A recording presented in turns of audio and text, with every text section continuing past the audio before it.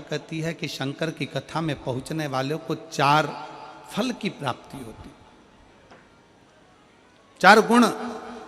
शिव महापुराण की कथा में पहुंचने वाले के भीतर 4 गुण प्रकट होने लगते हैं। शिव महापुराण की कथा सुनने वाले के अंदर 4 गुण अपने आप आने लगते हैं। पहले नंबर का है संयम, दूसरे नंबर का है सदाचार, तीसरे नंबर का है स्नेह और चौथे नंबर का है सेवा।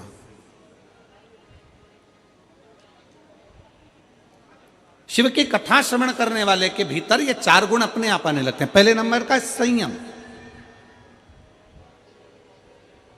प्रथम नंबर पर आ जाता है संयम। संयम धारण करना मतलब यहां जितने कथा को श्रवण करने वाले बैठे हुए हैं, जितने कथा को सुनने के लिए बैठे हुए हैं, ये 1 2 3 4 पंडाल, पीछे का पंडाल जो भरा पड़ा हुआ है, ये जो बैठे हैं इनके भीतर संयम है।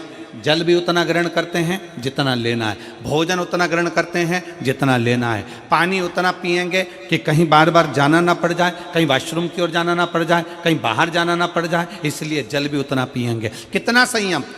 सुबह 8 बजे से 7 बजे से 9 बजे से जगह संभाल कर बैठते हैं, तब जाकर दोपहर में 2 बजे से 5 बजे तक कथा श्रवण कर पाते हैं। एक जैसा एक आसन लगाकर एक जैसा बैठना ये बड़ी कठिन बात है। लोग कहते हैं कि वो संत हैं, साधु हैं, सन्यासी हैं, तपस्वी हैं, साधक हैं, उपासक हैं। शिव महापुराण की कथा कहती है कि शंकर की कथा सुनने वाला किसी साधु और सन्यासी से कम नहीं होता, उसका संयम बड़ा प्रबल होता है।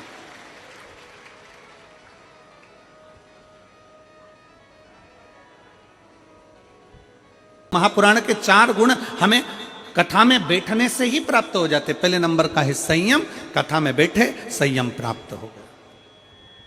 दूसरे का नाम है सदाचार, एक दूसरे के प्रति आदर का भाव, सम्मान का भाव, सत्कार का भाव ये प्राप्त हो जाता है। और हमारा निवेदन है शिव महापुराण की इस कथा के माध्यम से सभी शिव भक्तों को और सेवादारों को, जितने सेवा करने वाले सेवक लगे हैं, शंकर के भक्त लगे हैं, और फिर निवेदन है कि सेवा करने वाले कभी ये मत सोचना कि तुम किसी की सेवा कर रहे हो, बल्कि ये सोचना कि भोले बाबा ने, भगवान शंकर ने हमको इस लायक बनाया कि हम पंडाल में खड़े होकर किसी की सेवा कर सक रहे हैं।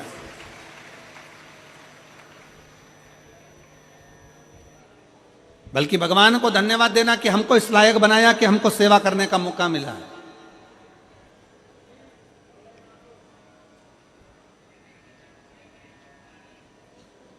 हमको इस लायक बनाया कि हम भगवान की कथा में बैठकर किसी की सेवा कर रहे हैं।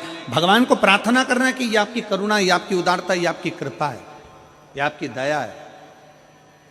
और शंकर की कथा तीसरा गुण देती है सबको प्रेम करना, सबको स्नेह करना, सबको स्नेह के माध्यम से रिझाना। स्नेह करो। और आप सब देखेंगे भगवान शंकर की इस कथा के माध्यम से आप लोग अपने स्मरण में लेंगे स्नेहता।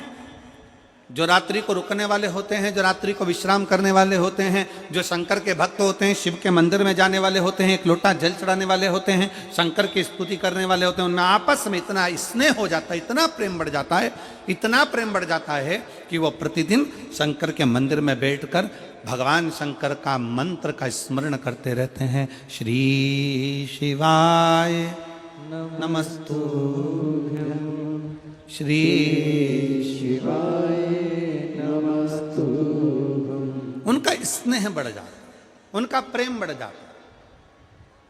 शिव महापुराण की कथा कहती है कि शिव पुराण श्रवण करने वाले, शंकर के मंदिर में एक लोटा जल चढ़ाने वाले, शंकर की स्तुति करने वाले, शंकर के मंत्र का जाप करने वाले, पंचाक्षर मंत्र का जाप करने वाले, नमः शिवाय, षडाक्षर मंत्र का जाप करने वाले, ओम नमः शिवाय, या शंकर की अविरल भक्ति में डूबने वाले के घर में धीरे धीरे धीरे धीरे प्रेम बढ़ना प्रारंभ हो जाता है। भगवान शंकर के मंदिर में स्नेह बढ़ना, भगवान शंकर के भाव से घर और परिवार में भी प्रेम बढ़ना प्रारंभ हो जाता है।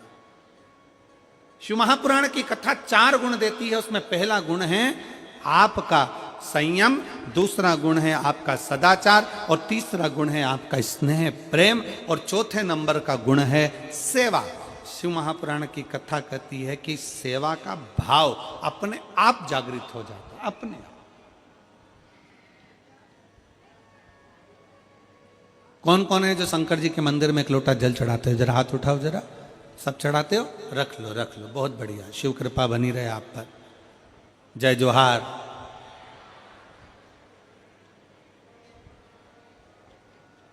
छत्तीसगढ़िया सबले बढ़िया। एक मंदिर में चढ़ाने के लिए जा रहे हो, शिव की स्तुति करने के लिए जा रहे हो, शंकर का गुणगान करने के लिए जा रहे हो, सेवा का भाव अपने आप बढ़ता चले जाता, सेवा का भाव अपने आप प्रकट होता चले जाता।